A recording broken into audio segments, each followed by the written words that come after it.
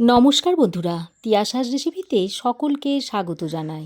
দুটো ডিম আর একটা কাঁচা আলু গ্রেট করে একটা দারুণ স্বাদের লাঞ্চের রেসিপি আপনাদের সঙ্গে শেয়ার করছি। চটজলদি যদি কিছু খেতে মন চায় আর বাড়িতে যদি মাছ মাংস না থাকে তাহলে এই রেসিপিটা তৈরি করে নিতে পারেন। দেখবেন বাড়ির সকলেই খুবই পছন্দ করবে। তো রেসিপিটা তৈরি করার জন্য এখানে আমি দুটো ডিম নিয়েছি আর একটা আলু নিয়েছি। এবার প্রথমে আমি এই ডিম দুটোকে ভেঙে নিচ্ছি। একটা পাত্রের মধ্যে ডিম দুটোকে ভেঙে নিচ্ছি।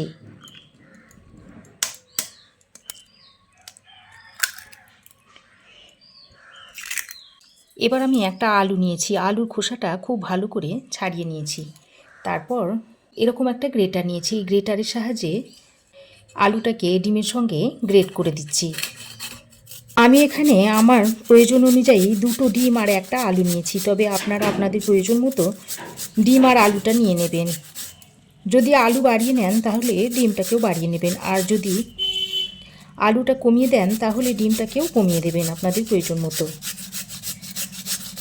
তো আলুটাকে আমি এইভাবে ডিমের উপর গ্রেট করে দিয়ে দিচ্ছি। দেখুন আলুটাকে আমি গ্রেট করে নিয়েছি। এবার আমি এই ডিম আর আলুটাকে একটা চামচের সাহায্যে ভালো করে মিশিয়ে নিচ্ছি। ডিম আর আলুটাকে খুব ভালো করে মিশিয়ে নিয়েছি। এবার আমি এই ডিম আলু মিশ্রণের মধ্যে দিয়ে দিচ্ছি স্বাদ মতো নুন, দিয়ে দিচ্ছি কিছুটা কাঁচা লঙ্কা কুচি, দিয়ে দিচ্ছি অল্প একটু রসুন কুচি, একটা ছোট সাইজের পেঁয়াজ আমি সরু করে কুচিয়ে নিয়েছি, সেটা এখানে দিয়ে দিচ্ছি। তারপর ডিম আলু মিশ্রণের সঙ্গে এগুলোকে আবারও ভালো করে মিশিয়ে নিচ্ছি। তো দেখুন ডিম আলু মিশ্রণটা আমি রেডি করে নিয়েছি।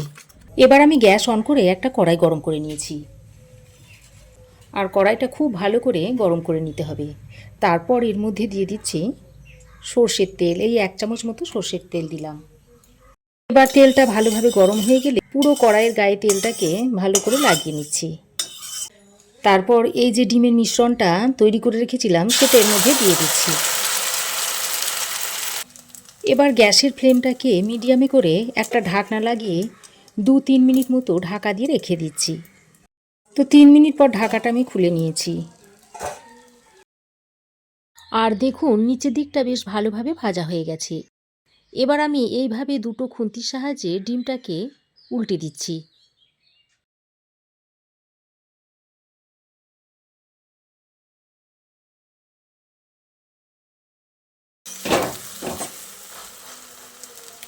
তারপর আরও 1-2 মিনিট মতো এইভাবে অপর সাইডটাকেও ভেজে নেব।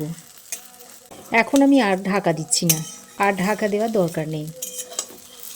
তো দেখুন ডিমটাকে উল্টে দিয়েছি। তারপর আমি এইভাবে খুন্তির সাহায্যে পিস করে নিচ্ছি। তবে আমি আমার সুবিধা মতো অমলেটের পিসগুলো তৈরি করে নিচ্ছি, আপনারা আপনাদের পছন্দ মতো পিস করে নেবেন। তো বন্ধুরা এইভাবে ডিমের রেসিপি কারা কারা খেয়েছেন অবশ্যই একটা কমেন্ট করে জানাবেন। তো দেখুন বন্ধুরা ডিমের দু সাইড আমি খুব ভালো করে ভেজে নিয়েছি। আর বন্ধুরা ডিমটা যখন উল্টে দেবেন সেই পর্যায়ে দুটো হাতার সাহায্যে আমি যেভাবে উল্টালাম সেইভাবে উল্টে দেবেন, যে কারণ এর মধ্যে আলু দেওয়া আছে তাই ভেঙে যাবার ভয় থাকে। ডিমের দু সাইড আমি খুব ভালো করে ভেজে নিয়েছি। এবার আমি এই ডিমের অমলেটগুলোকে একটা পাত্রে তুলে নিচ্ছি।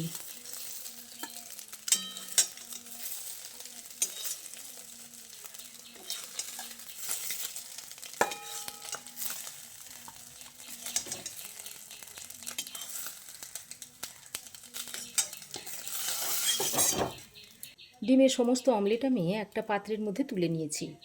এবার আমি ওই কড়াইতে আরও 1 চামচ মতো সর্ষের তেল দিয়ে দিচ্ছি। রান্নাটাতে আমি খুব বেশি তেলের ব্যবহার করব না, অল্প তেলেই রান্নাটা সেরে নেব। এবার আমি এখানে একটা মিডিয়াম সাইজের আলুকে এরকম লম্বা লম্বা করে কেটে নিয়েছি, সেটা এখানে দিয়ে দিচ্ছি। আলুটা দিয়ে তেলের সঙ্গে দিয়ে একবার ভালো করে নেড়ে চেড়ে মিশিয়ে নিয়েছি।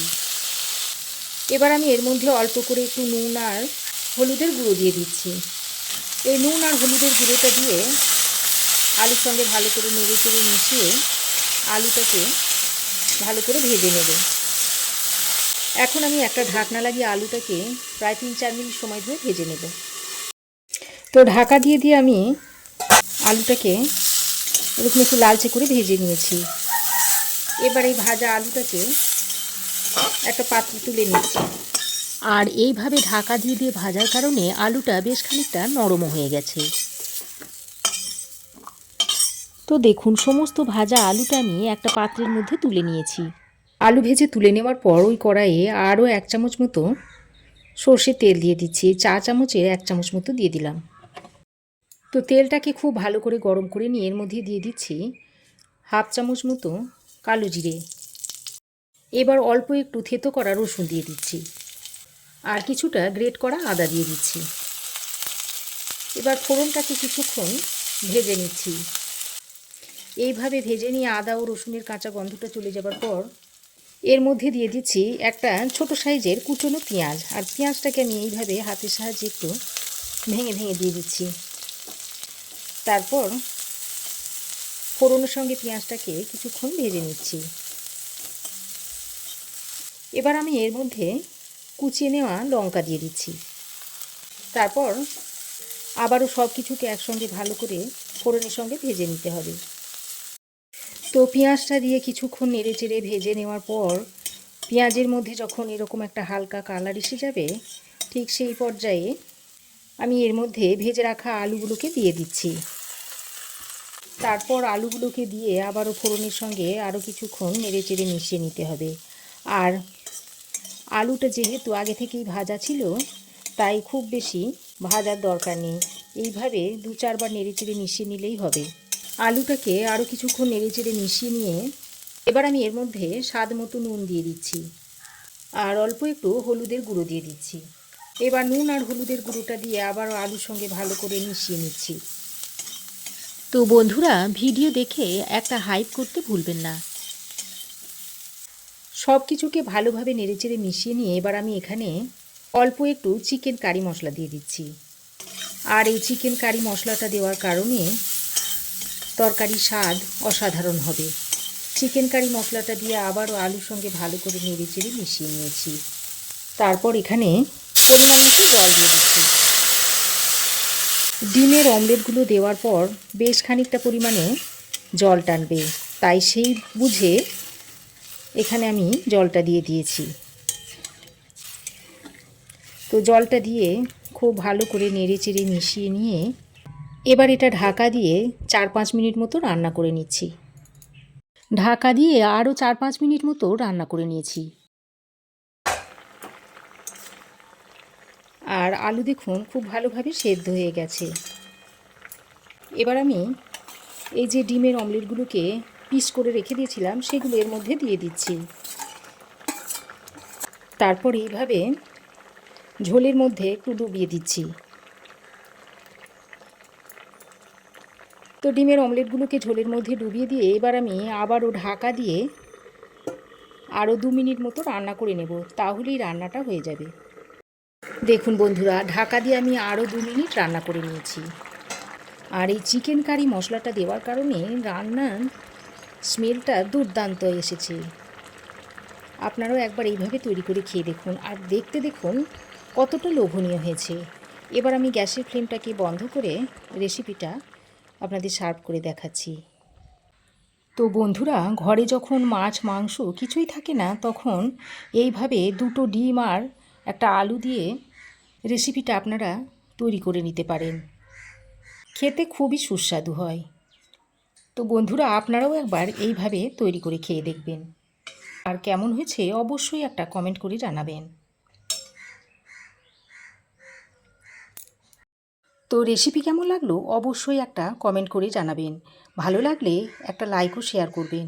পাশে থাকা বেল আইকনটাও অবশ্যই প্রেস করে দেবেন। আর আমার চ্যানেলে যদি নতুন হয়ে থাকেন তো প্লিজ চ্যানেলটাকে সাবস্ক্রাইব করার অনুরোধ রইল। আজ এ পর্যন্তই।